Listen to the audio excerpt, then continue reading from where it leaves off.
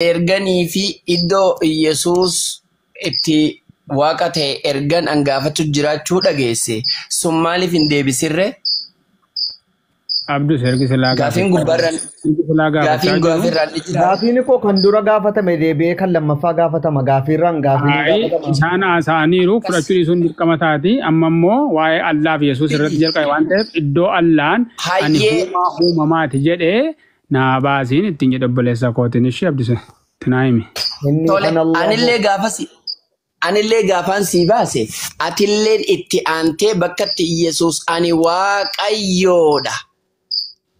Ana waa hunda uume bakka juunaa baaftaa mire? Itti fufati. Naa baaftamoo naan baaftu? Ani ijoollee miti. Jalqaba kan koo dubbadhuuti. Ani siif baasaan jeebara. I have obboleessoo full confidence idhaan qaba. Siif baas ati hoo naa baaftaa eegas booda? Kan koo dhiisi kan koo yeroo dhuma gaaffii kee irratti haasofna waan ta'eef yeroo gaaffii jalqabu kan koo baasiin jedhe. Ati maaliif sodaata? Ani waaqayyo bakka waa hunda naa uume iddoo Yesuus itti ja'us naa baaftaa? Atamma si gaafadhe baasiiti kan koo na gaafadhuun siin jedhe. Eenaan jedhi niin baasaan bakka dhibba sii baasaa bara. Ati jalqaba naa baasii. Maal gamne ati hin jiru moo sila Yesuus akkamitti sodaatte jettee si naa baasii kan koo jalqaba naaf deebisu isa booda muna gaafatu. Si baasee ka'e ni baaftaa fi dhagaafiin jettuma yookiin siifan baasa. Lakki yeroo kan koo gaafa deebisan immoo baasee nitti agarsiisa waan ta'eef dura kan koo san gaafadhe natti agarsiisu. Hamdiin baasee fi argisiisa yoo gammeen otuun argisiisin kana qofa argee ka'ee kan ofii otuun argisiisin jedhu eenyu akka dhugaa qabu asirraa mirkaneeffatu ustaaz Hamdiitti argisiisa sana booda keessan gaafanni baqate. Eenyu qabame eenyu qaba eenyu naa baasa. Annin qaba bilbila irraa quraan. Naa baase haa bareedaa kiyya. Tole. Akkaan. Suuraa Zumar suuraa 39. Ayata 62 baasi tokko. Okay, suuraa 39. Ayata 62. Aya 62. Tamam. Jedha gamme kun. Maal jedha kuni? Rabbiin uumaa waan hundumaati waan hundaa irrattis tiksaadha kana sin gaafanne. Iddootti Allaan qooda dhaggeeffadhu Allaan ofiisaatii ani uumaa qooda siyya thank you ani uumaa waan hundumaati iddoo Allaan jedhe naa baasiin sin jedhe obboleessa. Quraanichi jecha eenyuuti gaafiin? Daqiiqaa takka rakkoo takka illee qabu. Yoo jecha namaa barbaaddate kun jecha namaati nama tokko jedhee barreesse. Rabbiin jedheeti waa'ee Allaa explainii gochaa jira jechuudha. Rabbiin uumaa waan hundumaati explainii gochaa jira. Iddootti Rabbiin ofiisaatii aan uumamaati. Iddoon jedhee baasiin jedhe. Okay, bareedaadha. Baay'ee. Hallelujah. Tole. Mee suuraa wanta baasi. Maali suuraa Nuur 24:45 baasi. Nuur 45? No, 24:45. Suuraa Nuur, okay, 24:45. Quraana keessa bakka hin jirreen qabu ustaazatti wal maree. Mootii godhi. أستاذ أمدي قل الروي الله الذي خلقكم ثم رزقكم ثم الله خالق كل دابة. No.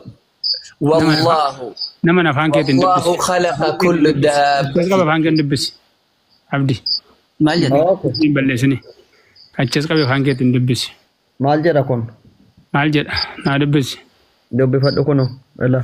Allaan wantoota lubbuu dubbisi. Allaan wantoota lubbuu qaban hunda bishaan irraa humsi maayidha. Bishaan irraa uume. Naa dubbisi kaa. Aan obboleessa ko iddoo qaamni sadaffaan haasa'e si gaafachaa hin jiruun. Allaan ani uumaa hundumaati iddoon eenaa baasin jedhe qaama sadaffaa si gaafachaa hin jiruun ammas. Haaya bareedaadha. Siif hin baasa. Qaama sadaffaa kamisaa? Kun qaama sadaffaadha bara. Nama qaama sadaffaatti ibsaa jira waa'ee Allah. Ragaa fidi.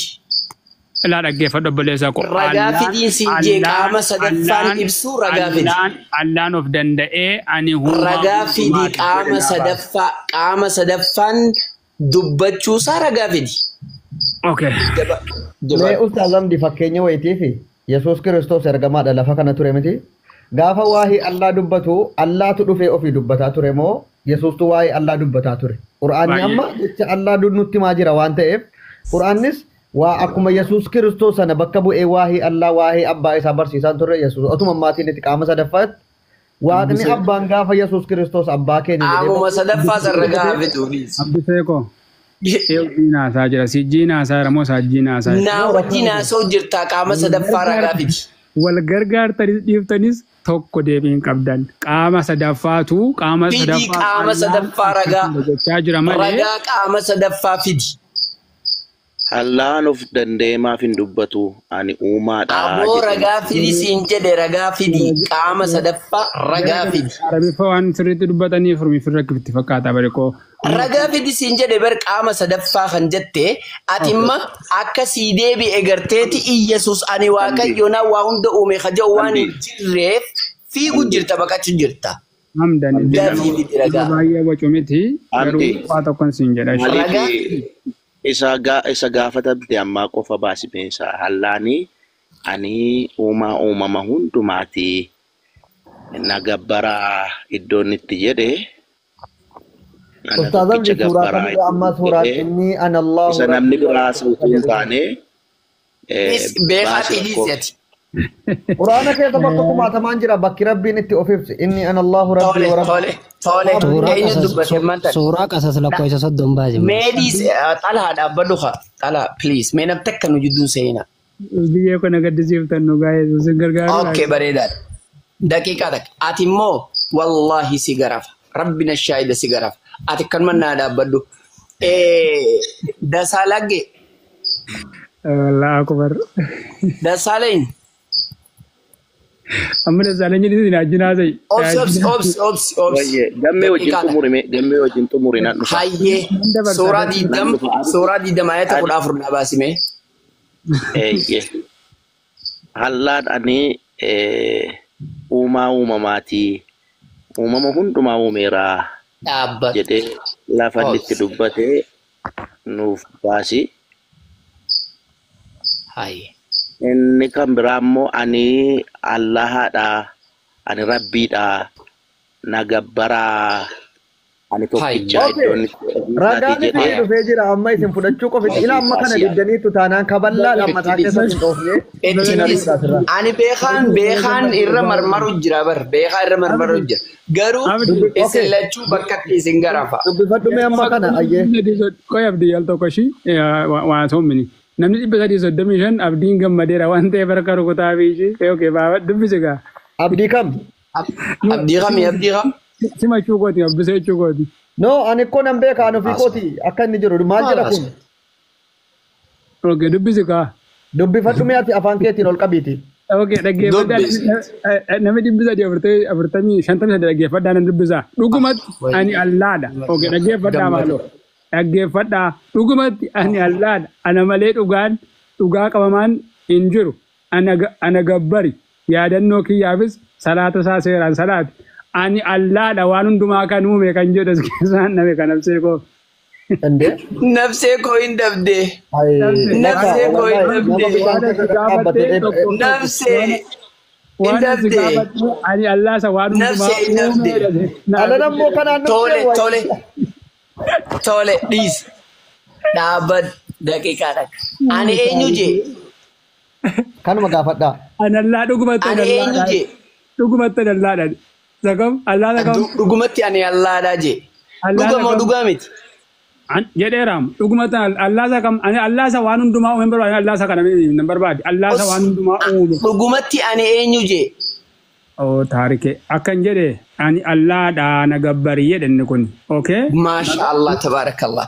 Dhugumatti ani Allahadha na gabbari jee. Akkasumami. Ani al-eeno baay'ee gaarii. Baay'ee bareeda. Allahan subhanahu wa ta'ala dhaggeeffadhu siif hima. Allahan isuma Allaha kanaatu Mal Qur'aana kana Nabi Muhammad irratti buuse sallallahu alaihi wasallam Nabi Muhammadiif hime. Mal jee hime beekta? Okay, Amadi. Ibsam. Najala dubbatin. Ani maal? Najala dubbatin. Ani Allah sa koi gogli ko chara. Najala dubbatin. Abdu Zaini bila gogli ko chara ko. Najalattin dubbatin. Ana amantii waa'ee amantii kan isin biratti amantiin bakka hin qabu qoy itti qoofamaa gamme akkuma kana amantiin keessana gammachiisuma dhuguma. Gammachiisu. Abduse ko balleessa ko na Rabba shufteef malee waan biraatiif hin deemne. Dhaggeeffadhaa Ustaas Ahmad. Ilaani maalan jedhe gaaffiin koo tokkoof tokko. Aboo maqaa kiyya seeraan dubbise. Seeraan dubbise waan hundumaa uumeedha kan jedhu naafidiin jedhe komumaa iddoo meeqa fa'aa dubbiftu masin. Astaghfirullah alazim. Maal san sin dhugaa Yesuus. Kottaa gara Yesuus. Okay. Ammaan tana siin jedha. Hayyee gara Yesuus dhufna. Amma kunnoo harka kiyya ol kaaseetiin gara Yesuus dhufa. Ani Allahadha akka jetti ani Waaqayyoodha Yesuus bakka itti jeenaa baasi amma kiristaana ta'a. Okay, amma injiru de kana kana. Naa baaftamoo naan baastu. Injiru namne. Gara Yesuus kottaa itti badhuufuuf yaana. Deebi'ee fudhachuuf dhiisuun mirga keeti barkan kennuu baasii jennee qaba ati akkati barbaaddu sii ta'uun qabu miti. Abooni fiddamoo fiddu. Abduse baay'een si jaalladha baay'een si kabajaa jalqaba. Jaalalame jechuma kaayi jaalalachi kaayi ni fiddamoo hin fiddu ani Waaqayyoodha na waaqessa bakka jee. Jechuun Ustaas qoy dhaggeeffadhu kaa iddoon kun injiru hin caafamne Quraana keessatti dhaati naa mirkaneessaa saboota. Ni fiddamoo hin fidduu bakka ani Waaqayyoodha na waaqessa Yesuus tijee. Injiru kan nimmaa jalqaba. Injiru. Jalqaba injiru. Kanaafuu maaliif na yaamtaree gara eegan jiraanne eegaani Waaqayyo na waaqessaa kajoom jiraanne Yesuus. Maaliif na yaamta? Ani maa inni nattama itti namanu warri malaakonni kan akka Gabriel faa Mikaayil faayyuu in sagaduuf waaqa san sagaduuf Yesuusiif. Bakkatti sagadaniif naa fidi. Anis hin fidaa dhiisa madii. Dafii fidi kaa. Bakka isaatti sagadan immoo. Eeyyeen. Malaakota sagadaa fi manayyuu dhiisii bari.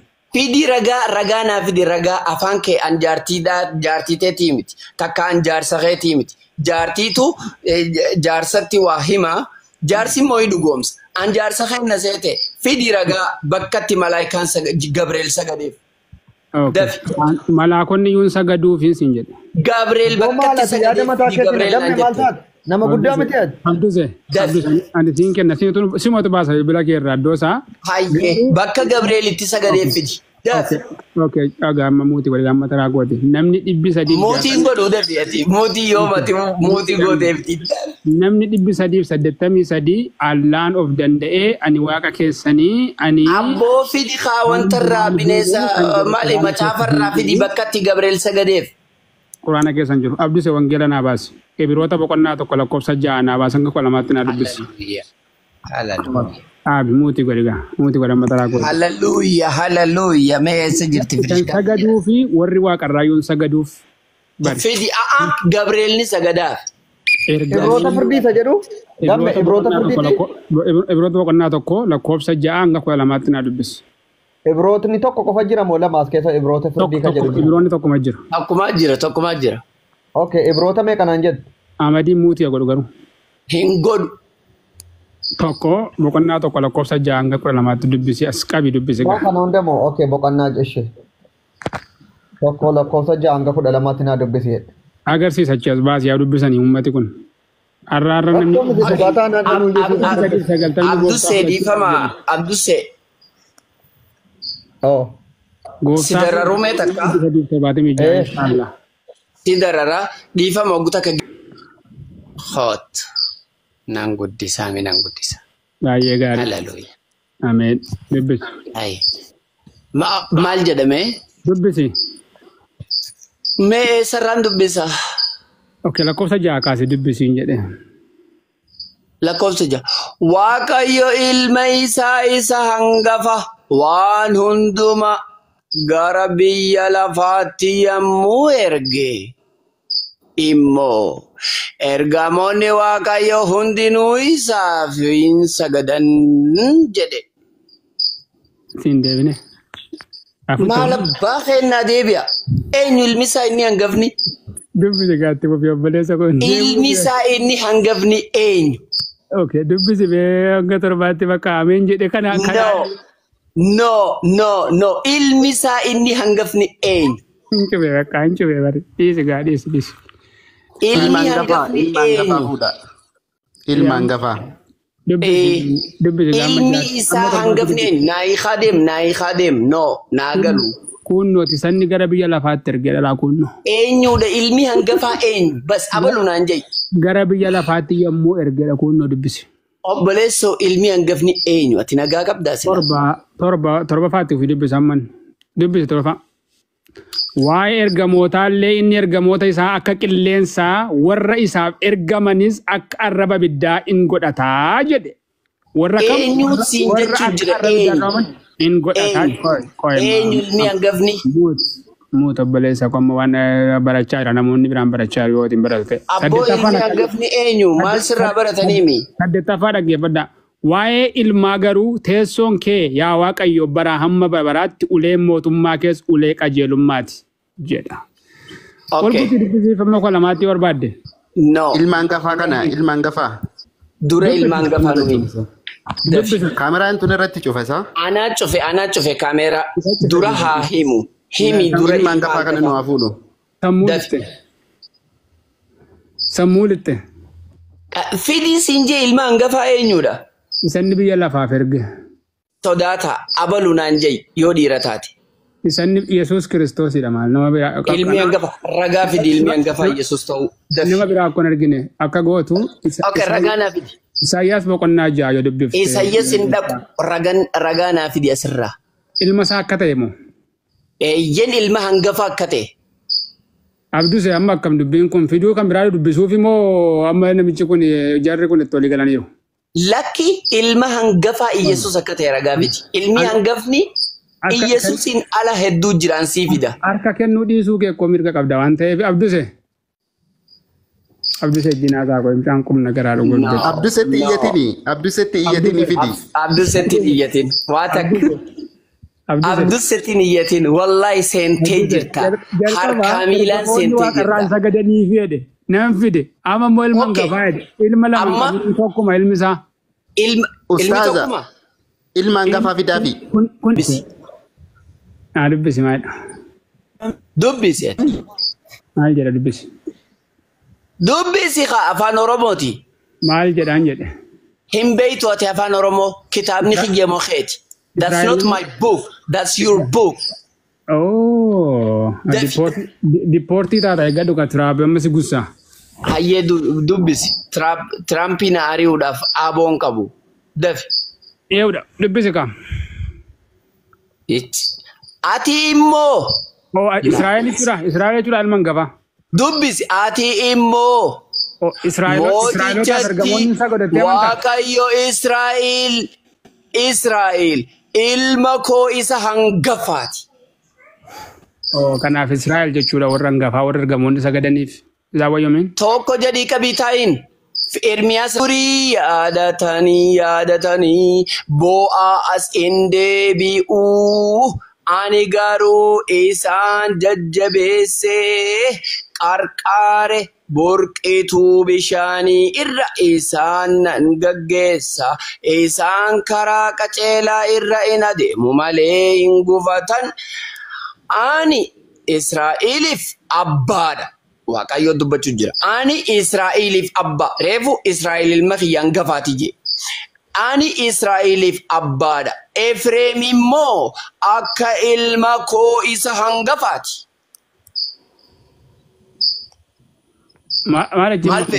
Maal ajjimma kana deemte xiqqooyi? Sira koo deebi'e ilmi hangafaa. Sira deebi'e koo gaaffii ofumaa deemte malee. Itti dabaliif ibrootallee lama kudhanii san kanneen. Ergamoonni waaqarraa sagadaniif hin jedhan. Eenyu fata sagadanii hin taaqoyi? Itti deebita ta'a. Israa'elii fi kan isaan sagadeedha. Itti deebita. Lama kudhan ibroota.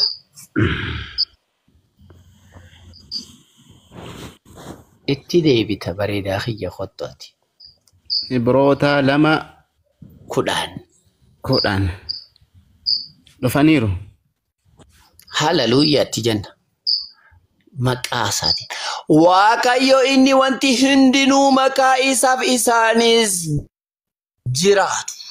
Ilmaan baay'ee gara ulfinaatti geessuudhaaf akeekeera kanaafis isa fayyina isaaniitiif sababii ta'eef sana dhiphinaan gaggeessaa waan hundumaaf hin taan baasuu gochuun hojii isaa ture. Inni qulqulleessu warri qulqulleeffamanis hundinuu harma abbaa tokkooti. Maal abbaa kee barbaada? Yesuusis Israa'eloonnis haa qulqulleessu haa qulqullaawanis hundinuu haa rabbii tokkichaati uumaa rabbiiti ilmaan abbaa tokkooti jechuun ilmaan uumaa tokkooti ittiin jedhe. Waan siin jedhe mee eessa sagadanii? Abdus galatu. Bakkatti sagadaniif naa himin jee bakkatti sagadaniif naa himin. Siime biroota boqonnaa tokko lakkoofsa ja'a hanga kolmaatti dubbisi iddoo biraattan sii dabala shi iddoo biraattan sii dabala. Hin bahin adaraa kee. Iddoo biraatti sii dabaleetanii. Obboleessoo. Iddoo biraatti sii dabala. Gammachuu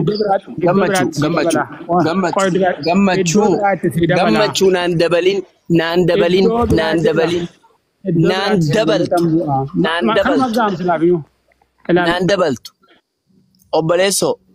Naan dabaltu kanumarra gadi dhaabbadhu waan siin jedhe bakka amma sagadaniif jettee mee akka ati jettu si wajjin jaa hayyee sagadaniif jiranii si wajjin jaame eessa sagadaniif yoom sagadaniif guyyaa dhalate sagadaniif moo guyyaa du'e sagadaniif? Iddoo tokkotti si dabaleetanii basirratti si jawwacuunii huma dhagaatti taasisuudha waan ta'eef iddoo tokkotti si dabaleetan dhaaba. Mee kofoo if qabadhu obboleessa kiyya gammachuu please. Muudii qabatee bahee daabar yeroo gaafatu akkasi amma muudii qabatee bahee daabar. Akkasi. Askan gafi.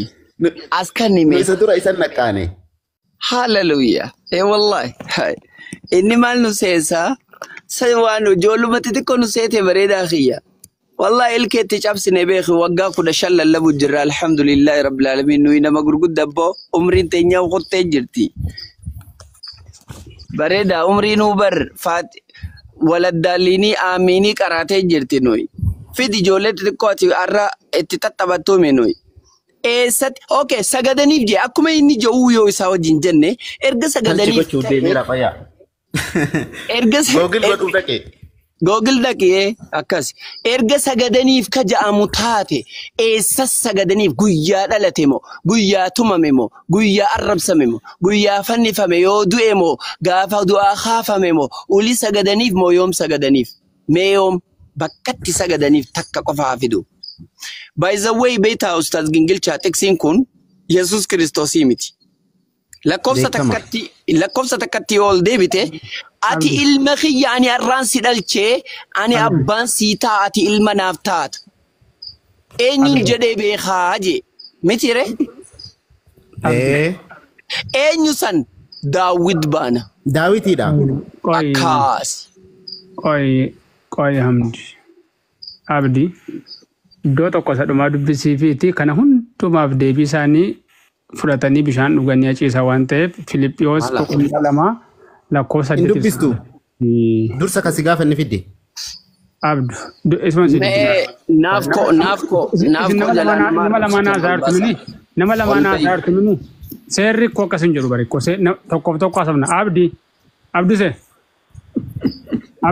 fidiyatis kiristaana bira abdu se fidat Malo na dubbisi fi datti kana shi Filiiphiyoos tokko danga sagal na dubbisi. No abdu se khadura san bakkatti haa godhu. Ustaadamti abbata qabee isin jidduulleen seenu gammachuu qoy mee isin jidduulleen seenu dhiifama. Maal jiran nama furiijinaa isaa nama tokko ani qoy taala. Awwaa dubbachuu deemaa qoy. Nama furiijinii naasa ukani. Wayi dubbachuu deemaa qoy qaabiifi akkiniin siin jee teksi amma ustaadamtii fi taal Jamaal please muutii godhii nama lamaa naasaa jira. Teksi isaaniitis dhii. Okay, wal gargaartu nan beeka sin gobosiidha baay'ee. Abdu, sammanaa dubbisiiti. Waanin siin jechuu jiru dhageeffadhu dura. Teksii isaan sii fidan sanis dhiisii siin jee ibroota boqonnaa tokko lakkoofsa 6 fidettee meete reefu isaaniif.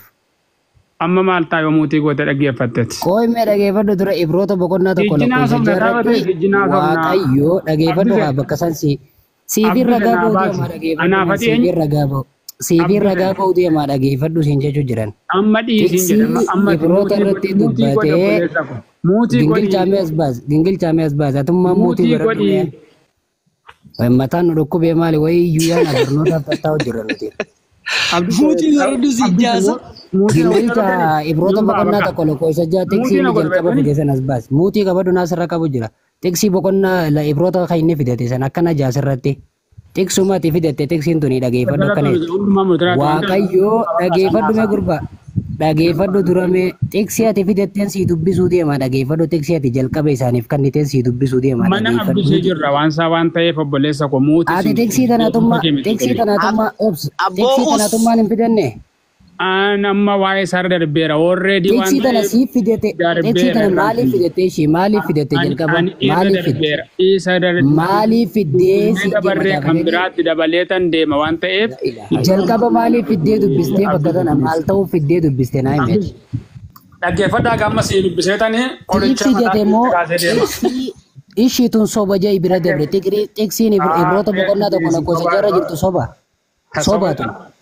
Maal jesa amma sadiisiiti already sii dubbisne. Isin tun soba inje maaliif inni sabaa fidatte jalqaba isin tun soba inje isin tun soba isin tun kijiba teksiin ibroota boqonnaa tokko lakkoofsa jaha jirtu kijiba insi inje. Tahaa jechaan waliin teksii si gaafachuu jira teksiin ibroota boqonnaa tokko lakkoofsa jaha jirtu soba. Iddootti ergamoonni Waaqayyoo Iyesuus Kiristoosiif sagadan lafa ka'a. Iddoo biraatti. Teksiin tun dhugaadhaa miti teksiin tun. Ammati maal jechuu gidduu galti? Wanni dubbatame kun dhugaadha moo dhugaa miti? Iddoo tokkotti si dabaleetan deema abdii. Wanni dubbatame kun dhugaadha moo dhugaa miti gurbaa yoo soba taate soba yoo dhugaa taate dhugaa naan jee dhuga moo dhugaa miti? Aboo dhiirtii hoggaa gaafis gaafatte deebisiif rabbi sodaadhu. Abduse. Amma teksuma jalqaba Yesuus Kiristoos waaqaa ergamoota hundaa isaaniif sagade jettee fidattee amma akka soba taate bartee cal jettee miree maa fidatta duraan akka soba taate. Eshi teksii tana dura dhugaadha moo soba teksiin ati amma fidattee ibroota boqonnaa tokko lakkoofsa jaha. Abdusee sin gaafanne teksiin si gaafatte. Mee Abdusee marraa takka naa wajjiin himi isaanii wajji haasawii jii itti himime takka. Eeyyasi wajjin naasaa waan ta'eef baay'ee gaarii. Nayyaamin jiin. Warri kaan Gamme sitti jabaate hamdiin ni ulfaate. Hamdii wajjin naasaa jira silumayyuu gingilcha seera.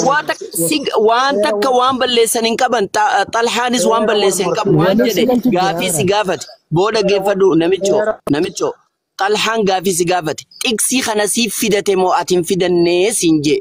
Akkasuma. Eenaaf fidate jiin maa sodaat. Anamma isarra darbeera already sii dubbiseera darbeera.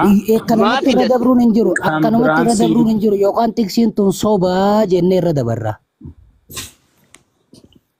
Akkanumatti irra dabarta. Soba jee yookaan irra dabarra. Nam baaga jarri kan barate nama 300 keessaa. Teksiin tun gahaadha moo teksiin tun dhugaadha moo dhugaa miti ergamoonni Waaqayyoo Yesuusiif sagadu kan jettu kun.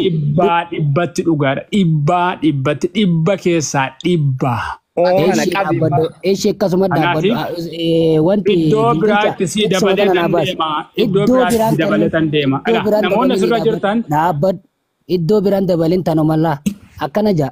Lakkoofsa 5 irraa Waaqayyo ergamoota isaa keessaa eenyuun ati ilma kootii ani arraan si dhalchee yookiis eenyuun ani isaaf abbaanaan ta'a innis ilma anaaf in ta'a jedhee beekaa jaa. Waaqayyo ilma isaa hangafaa waan hunduma gara biyya lafaatti yommuu erge immoo ergamoonni Waaqayyo hundinuu isaaf akka sagadan godhee jaa. Laal teksii tana siif fidate wanni kun guutumatti dhuga jetteemi takkaffaa lakkoofsa 5 irra kan jiru kana Waaqayyoon eessamatti waan akkasiisan dubbatee beeka Yesuusiif taakka lakkoofsuma kanarratti.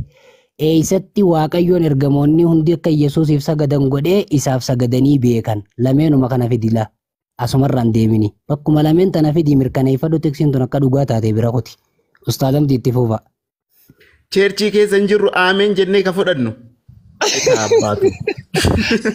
Haya ammaatti namee osoo xaha juu sa'a meeqa fixe hankuma kana gaafate. Wanni kuni waan dhibii miti. Yaa namichi dafii dubbisi. Qoy gaaffii gaarii gaafate waan ta'eef iddoo gaarii dubbise waan ta'eef galatoon ta'a. Dhaggeeffadhaa nasii dubbisa. Tokkoffaa irratti maal jedhe dubbise jalqabaa lakkoofsa irraa dubbise Waaqayyo ergamoota isaa keessaa eenyuun ati ilma kooti ani arran si dhalchee yookiis eenyuun ani isaaf abbaanan ta'a innis ilma naaf hin ta'a jedhee beeka jedhee Waaqayyo ilma isaa isa angafaan jedhaniire baay'ee gaarii. Eenyu ana kan eensi baasa. Filiphos boqonnaa 2 lakkoofsa 8 irraa na dubbisa. Akkas jedha. Yookaan na guddisi nan dubbisaafi. Thank you. Akkana.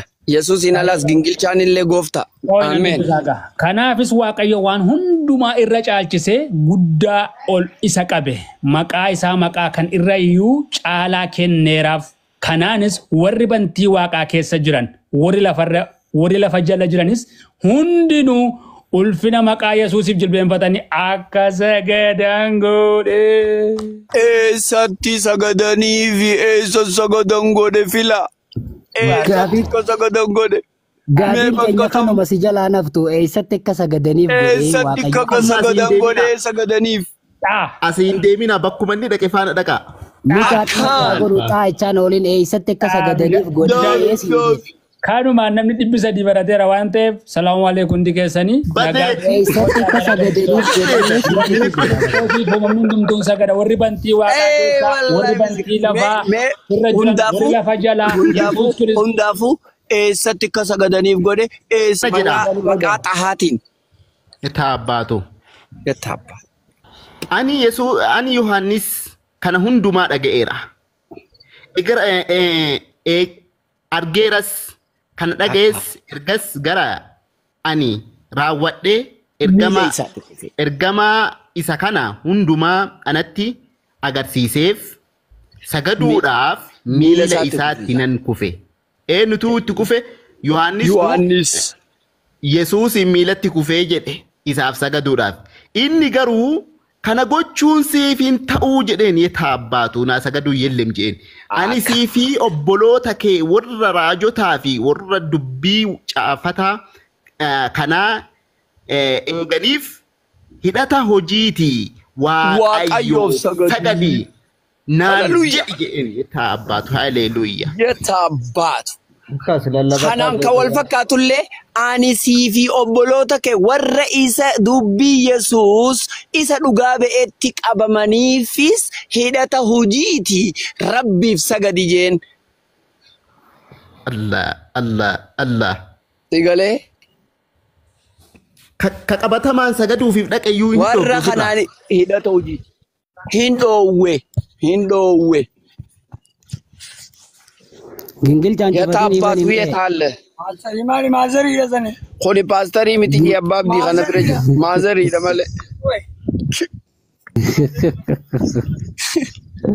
wallahi sirri je me waan inni dubbate san irratti xiqqishoo kongolis gona akka ummataaf galutti jechuudha ummanni wanta ta'e waan ta'eef bakka tan irratti kana jaayibroota boqonnaa 2 lakkoofsa 10 irratti waaqayyo ja inni wanti hundinuu maqaa isaaf isaanis jiraatu ilmaan baay'ee gara ulfinaatti geessuudhaaf akeekeera ja ilmaan baay'ee gara ulfinaatti geessuuf akeekeera eenyu Waaqayyoon kunis isa Yesuus Kiristoos wangeela Yohaannis boqonnaa 17 lakkoofsa 5 irratti dubbateedha qoonni hin xumuraafi geessuudhaaf akeekeera ja kanaafis isa fayyina isaaniitiif sababii ta'eef sana dhiphinaan gaggeessaa waan hundumaa fiinxaan baasuu gochuun hojii isaa ture ja eegaa ja amma kudhata akka sirri dhageeffadha eegaa ja inni qulqulleessu warri qulqulleeffamanis hundinuu kanuma abbaa tokkooti warri qulqulleeffaman hundinuu kanuma eenyuti kanuma abbaa tokkooti ja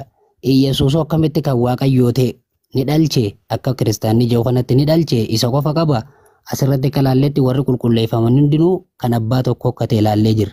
Wangeela boqonnaa 1 lakkoofsa 20 fi takkaa fi 22 irratti maal jaha yeroo Maryam ulfooftu san Yoosefitti yeroo ergamaa Waaqayyoo dubbatu maal jaha Yoosefiini qaadhimaan ta'e Maryam hafuura qulqulluun ni ulfoofti isheen ilma hin deessi atis maqaa isaa Yesuus jettee ni moggaaftaa fi inni saba isaa cubbutti isaan hin qulleessaa jedha.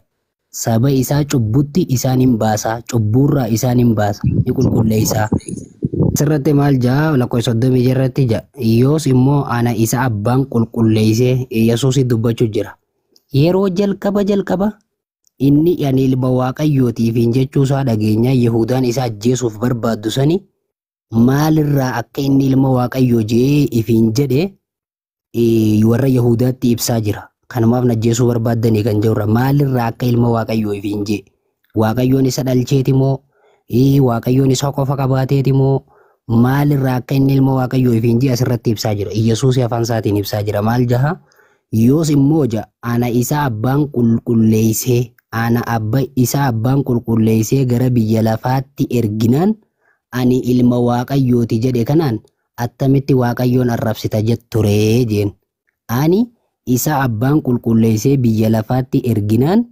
ilma waaqayyootiif hin jedhu kanaan akkamitti waaqayyoon arrabsitanaan jetturee je sababiin Yesuus Kiristoos ilma waaqayyootiif hin jeef warri qulqulleeffaman hundinuu ilma waaqayyooti waan ta'eef akkuma ammaan tana reefu Ibroota keessaa dubbisnetti isa kana malee ammas boongee macaafa Roomee ergaa warra Roomee kan Paawulos barreesse ergaa warra Roomee boqonnaa 8 lakkoofsa 14 irratti warroonni hafuura waaqayyootiin gaggeeffaman hundinuu ilma waaqayyooti warri bantiiwwan waaqaa irra jiraatan hundinuu ilma waaqayyooti Yesuusis sababii qulqulleeffameef ilma waaqayyoo ifiin jee Ibroota keessatti akka dubbisnetti ammasis warri qulqulleeffaman hundinuu ilma waaqayyooti akkas jechuun ilma waaqayyoo jechuun waaqayyoon abbaadha abbaa maalii abbaa uumaa hundaati warri qulqulleeffamanoo ilma waaqayyooti akkama fakkeenyaaf musliima jechuun nama rabbii tokkichaaf bitamee kaafira jechuun warra rabbi didee warri rabbiin tole jee gaafa sanitti raajotaan tole jee ajaja raajotaa fudhatee akkaataa itti rabbiin isaan ajajetti bulaa turan hundinuu ilma waaqayyoo jedhamanii waamaman sababiin isaatis hiikaan isaatis qulqulloota jechuudha warra waaqayyoof buluudha sinigalee Maatiyos boqonnaa wanti Roomee boqonnaa 8 lakkoofsa 14 irraa qabne hamma 17tti yoo dubbisne Paawulos bakka sanitti yeroo ibsu warri hafuura waaqayyootiin gaggeeffaman hundinuu ilma waaqayyootii jedha sababii kanaafis nuti ilma waaqayyoo jedhamnee ni waamamna waaqayyoonis abbaa keenya jennee in waammannaa je hafuurri keenyaa fi hafuurri keenya hafuura waaqayyootii wajjin walii galuudhaan waaqayyoon abbaa keenya jennee erga waammanne Yesuus Kiristoosii wajjin dhiphachuu keenyaafis waanuma Yesuus arkatu hundumaahu abbaa biraanii arkanna je waanuma Yesuusii wajjin ulfeeffamuu fi waanuma Yesuus arkatu hundumaahu abbaa biraanii arkannaa je sigalees Paawulos ammas irratti akka nama karaa Yesuus hordofee godhee dubbate sababii Yesuus Kiristoos wajjin dhiphanneefis waaqayyo abbaa biraa akka Yesuusitti jechuun ulfeeffamuu fi waanuma Yesuus arkatu hundumaahu ni arkannaa je yoo kiristaanonni Yesuusin ilma waaqayyootii inni waaqayyoon isa qofa maarree godhee ergee isa qofaaf gooftummaa kannee aboo hunda kannee yoo jani isa qofaaf waan akkanaa kanna yoo jan inni Paawulos Roomee keessatti waanuma Yesuus arkatu hundumaahu ni arkannaa nutis ilma waaqayyootii isaa wajjinis dhiphanne kana hunda ta'uu keenyaaf nuti isaa wajji waan hunda ni arkannaa waan jeefe yoo Yesuus waaqummaa arkate namni Yesuus hin bulee fi warri qulqulleeffaman hundinuu kan macaafa keessa jiru Paawulos irraan qabee waaqayyoo ta'an yoo Yesuus kan jannata nama galchu ta'e isaan kun hundinuu jannata nama galchan yoo Yesuus firdii kanne isaan kun hundinuu firdii kannan jechuun maaliif waaqayyo ilmaan isaa ijaan ilaalu Paawulositti umuree jira waan inni harkatu hundumaa huni harkanna jee kana ilma jechuun akka macaafa keessatti ibsamee jirutti akkuma reefu ustaazamdii fi ustaaz Gingilchaan isinii baasuu turan kakuu moofaa keessa waan ilmummaa waaqayyoo jaamaa macaafa keessa kan ibsame isa kana malee waaqayyootu Yesuus. Yaa ustaazamdii daqiiqaa lama naa kennitanii.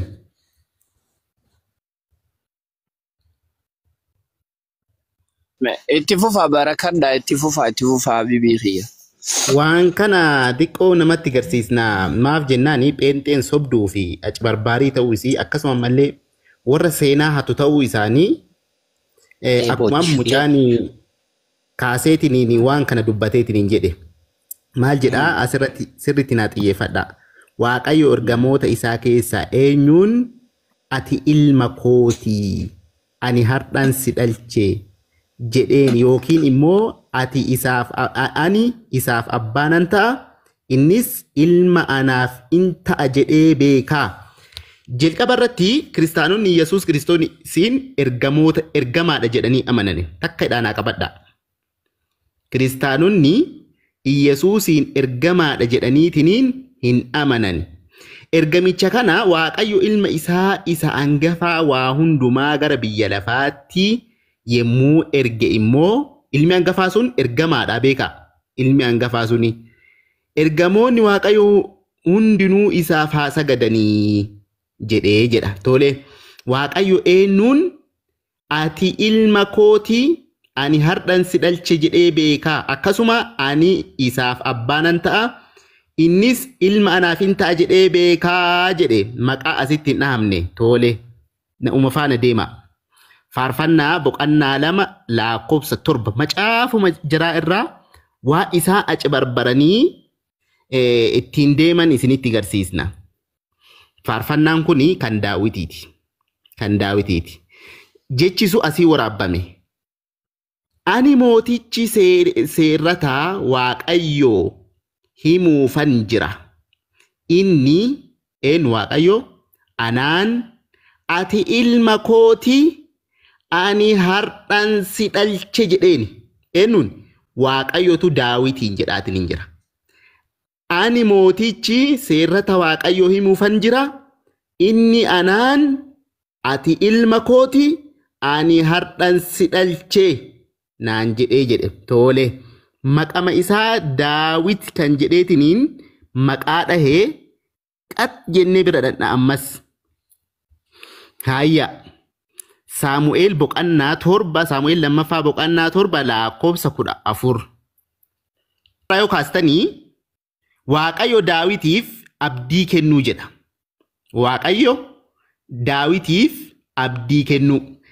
Daawitiin eenyu jeen ani abbaa isaaf nan ta'a innis ilma koonin ta'a. Kun olaala Waaqayyo waan jedheen Daawitiin. Ani abbaa isaaf nan ta'a innis ilma koo in ta'a yemmuu inni balleessu akka nama ilma isaa adabuutti karaa baadhaan reebee isa nan adabaa jedhe. Eenyuun jedhe Daawitiin jedhe. Ani abbaa isaaf nan ta'a innis ilma koo in ta'a. Ustaaza kanarra wanti dabalan jira? Gaafii qaba. Lakkii bareeda dubbista maashaallah. Ilma hangafaalee ta'utti garsiisnu takkatti. Garuu bakka tanarraa kaarabaadhaan hin qaba jee. Gaafa san kaarabaa eenyurraa qooxaarii eenyurraa hidhatan. Kanuma galatooma. Kaarabaan gaa elektiriika yeroo warra Abdallaalii tokkorraa hidhatamu jechumaaf hin jee. Warra Marwaanee Nuureefaa. Akkasuma qabxii biroota ammaa irratti ilma angafaa jedhe. Ilma koo angafaa yeroo gara biyya lafaatti ergee jedhe. Ilmi angafaa sun ammallee eenyuu isaa laalla. Daawitiin abdii kennuu isaa jedheeti itti fufee Daawit gabrichi koo argadhee dibata koo isa qulqulluudhaan isa dibeera. Dibata koo isa qulqulluudhaan isa dibeera. Gadi dhuftanii dubbataa dhufee ani immoo jedhe Waaqayyo. Angafa isa mootota lafa irraa caalu isa nan godhaa jedhe. Angafa kun olaala. Ilma koo jedheeraanii inni ilma kiyya in ta'a jedheeraanii ammallee maal jeen? Angafa ani immoo angafa isa mootota lafa irraa caalu nan godhaa. Sanyii isaa bara baraan teessoon isaas hamma bantiiwwan waaqaa jiranitti jabeessee nan dhaabaa jedhe. Seenaa Daawitii kana asii hattee nama seenaa hin beekne nu gootee achii hidhattee Yesuus nuun jetti. Abboo haganuma dubbachuuf ustaaza.